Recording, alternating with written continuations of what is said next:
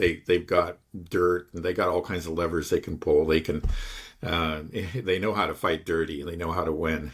Do So you it's think a going to be lot a of tough.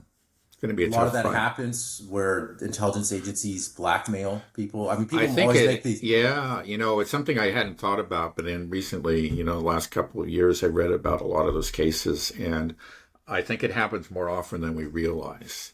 Yeah, that they collect information on everybody. They get dirt on anybody that they can. And if that person begins to be a problem for them, they just give them a call, or send somebody to their office and say, that incident, that time you spent with that woman or whatever, we've got some Dude, interesting pictures here, and what.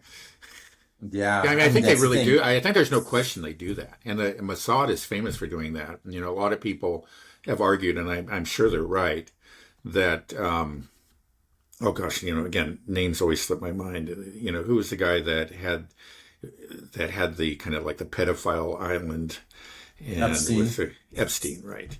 That was basically a Mossad operation. It's just like every room had a camera, and so they bring in these rich and powerful men, to have sex with underage girls, and they would film it, and then they just they kept all that.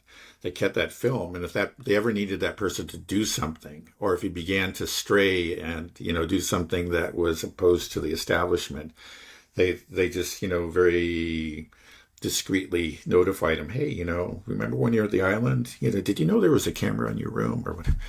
And Really? yeah, So that's what I've heard, and I think that's probably true. I mean, it was yeah, I clear that mean, Epstein had Mossad connections, and his wife in particular. I think his wife was, I think her father was a well-known Mossad agent.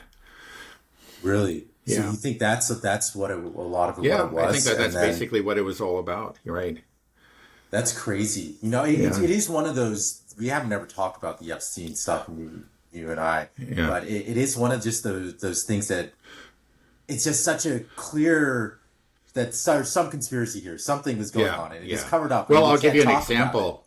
When he was finally arrested, I was surprised that he was arrested. It was so clear that the guy had been violating the law for decades, and that he actually ended up in prison.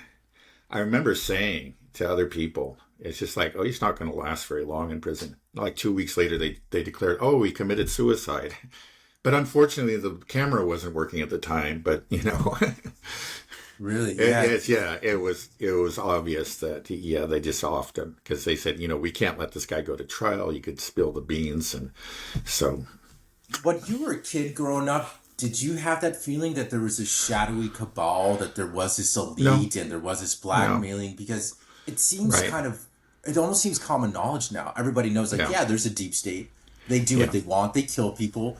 They blackmail each other. They got dirt on each other. yeah, They're right, spying on everybody and everything. It's like we just kind of know that, and it's the new reality. We've come yeah, assimilated to it, and right. that's just the world we live in today.